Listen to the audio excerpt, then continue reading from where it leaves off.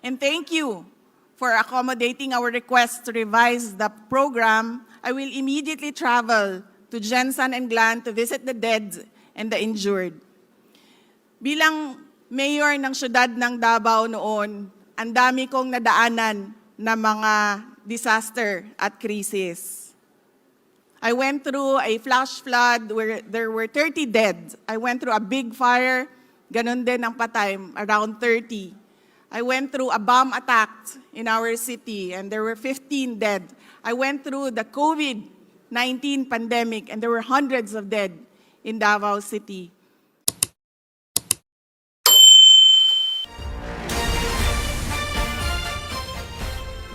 Thank you. Ladies and gentlemen, mga kababayan, assalamualaikum. Madayaw ug maayong adlaw kaninyong tanan, magandang araw sa inyong lahat. I stand before you to commemorate the World Children's Day, a day dedicated to celebrating the rights, aspirations, and potential of every child across the globe. Every year, we come together to reaffirm our commitment to upholding the principles enshrined in the United Nations Conventions of the Rights of the Child, a landmark document that recognizes the inherent dignity and worth of every young person. This year, let us acknowledge the urgent need to address the climate crisis, a threat that disproportionately impacts children and threatens their prospects. The climate crisis is a child rights crisis. From rising sea levels and harsh weather to air pollution and resource scarcity, the climate crisis affects children's lives, education, and health. And climate change is hitting Filipino kids hard. The Philippines receives 20 typhoons every year, causing flooding, landslides, and storm surges in high-risk areas. Our country also faces earthquakes and human-induced disasters like conflict, insurgency, and terrorism. Just the other day, many parts of Mindanao were struck by an earthquake that claimed lives, damaged schools, destroyed infrastructure, toppled homes, and displaced communities. After our event this morning, and thank you for accommodating our request to revise the program, I will immediately travel to Jensan and Glan to visit the dead and the injured. Bilang mayor ng syudad ng Davao noon, ang dami kong nadaanan na mga disaster at krisis. I went through a flash flood where there were 30 dead. I went through a big fire, ganun din ang patay, around 30. I went through a bomb attack in our city and there were 15 dead. I went through the COVID-19 pandemic and there were hundreds of dead in Davao City. And para sa aming mga anak at our future leaders, dapat ninyong maalala na kapag kayo na ang nakatayo dito, kayo na ang Vice President. Disasters will always happen, emergencies will hit you, but always remember, ang nasunog na mall ay maibalik natin. Ang nabaha ay maayos natin. Ang baha na barangay ay maayos natin. Ang pandemya ay malalampasan natin. Ang terrorist attack, ang isang bomb attack, ay may revive natin ang mga negosyo ng mga tao. Pero ang hindi natin mababalik ay ang mga nawala na buhay. That is why when you are standing here in the future, you always first go to those who lost their loved ones. Yung mga namatayan at yung mga na-injured o nagkasakit dahil sa disaster at sa emergencies. Always remember that when you become our leaders in the future. Already, the national government has responded to the crisis brought on by the unfortunate incident.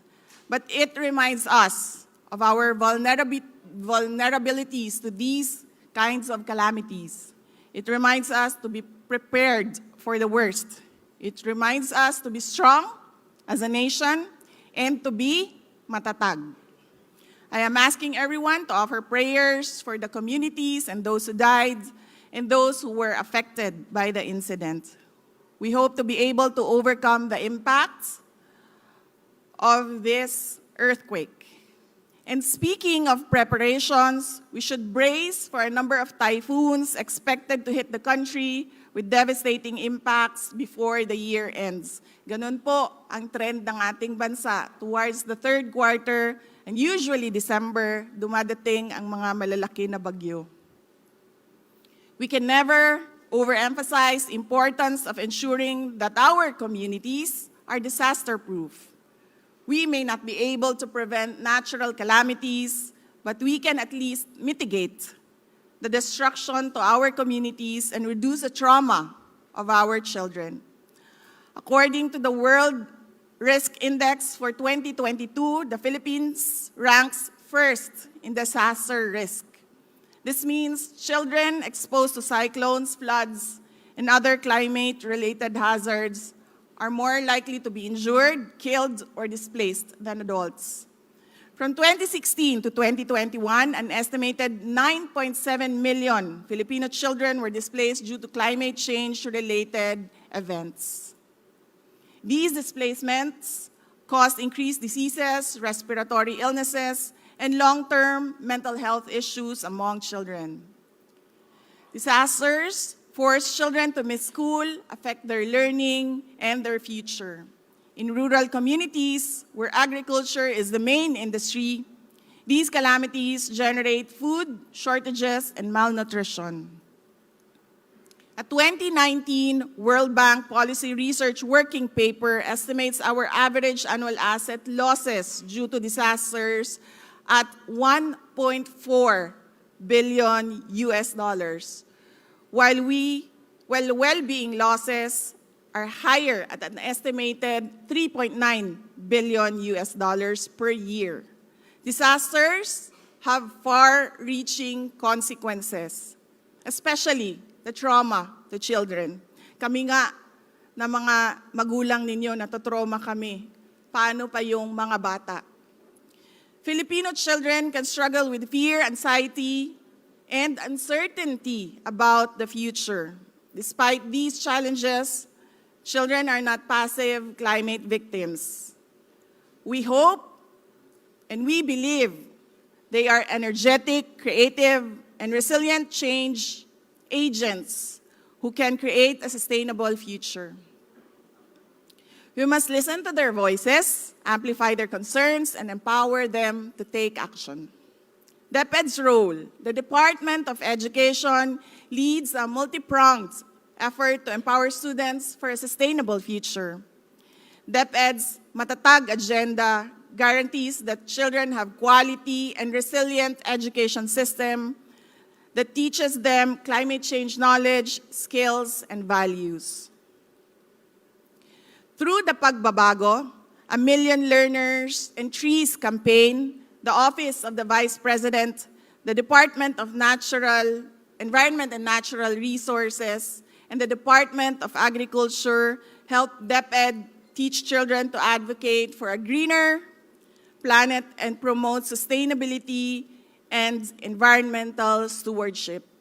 The Office of the Vice President's A Million Trees campaign is a plan to plant 1 million trees by the year 2028. And as a contribution of the Department of Education, we are set to launch on December 6. We are set to do on December 6 the 236,000 trees, our Christmas gift to the children. This is a simultaneous tree planting activity for the approximately 47,000 public schools of the Department of Education.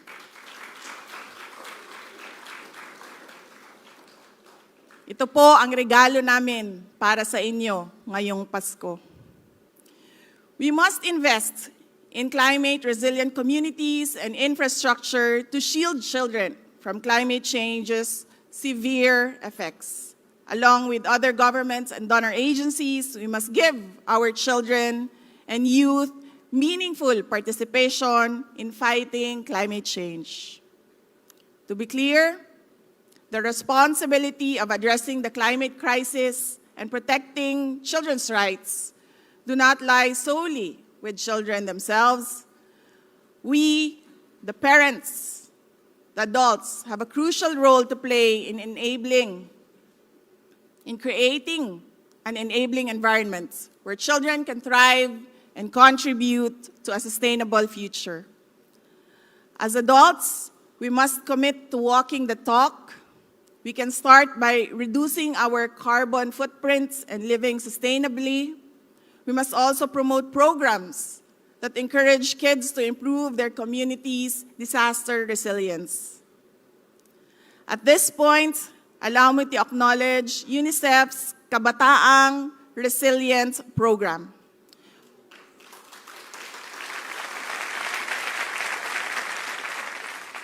Which aims to institutionalize the participation of children and youth in climate and disaster resilience. I applaud the Department of Environment and Natural Resources, the Climate Change Commission, the Office of Civil Defense, the National Youth Commission, Council for the Welfare of Children, and the Department of Education for cooperating with UNICEF Philippines.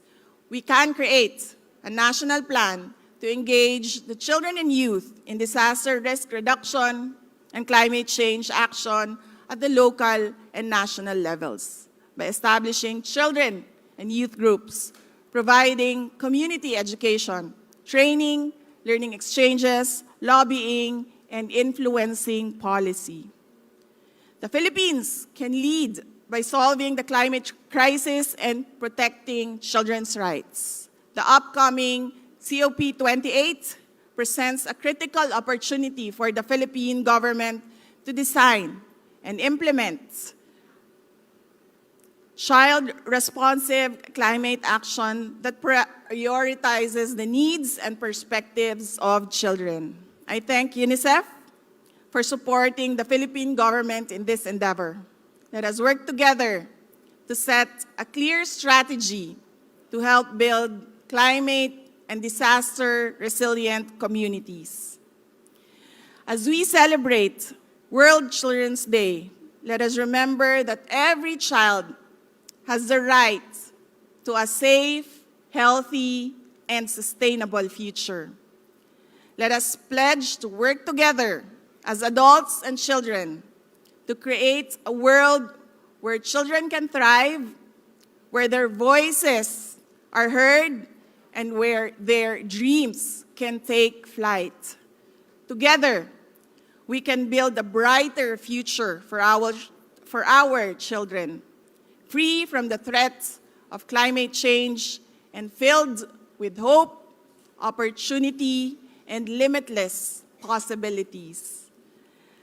Let our daily actions serve as evidence of our dedication to mitigating the climate crisis, which is a multifaceted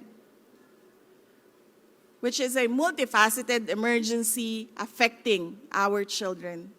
Mga kababayan, patuloy po tayo maging matatag tungo sa pagtaguyod ng isang bansang makabata at mga batang makabansa. Ang lahat ng ating ginagawa ay para sa Diyos, sa bayan at sa pamilyang Pilipino. Syukran.